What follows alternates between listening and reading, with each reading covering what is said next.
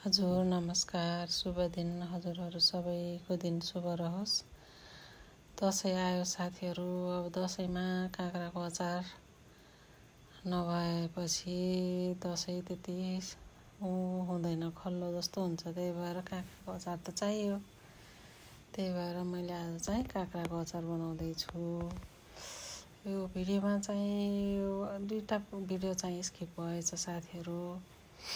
अनि मैले चाहिँ यो टुक्रा पारेको र अनि मसला राखिसकेपछि बल्ल सम्झेँ कि म भिडियो बनाउँछु भनेर काटेको भिडियो बनाएको थिएँ। बिचमा बिर्सेछु अनि मसला अलिक कम भयो जस्तो लागेर यसरी फेरि थपेँ। मैले चाहिँ यो अचारमा सर्स्युलाई हल्का तताएर भुटेर अनि सर्स्यु र खुर्सानी मात्रै राख्छु कि काँक्राको अचारमा धेरै थरी राख्दैन। अनि त्यो सर्स्यु र खुर्सानी, भुटेको खुर्सानी अनि सर्स्युलाई पनि हल्का तताएर पिसेर राख्छु। अनि अचार बनाउँदा सजिलो हुन्छ।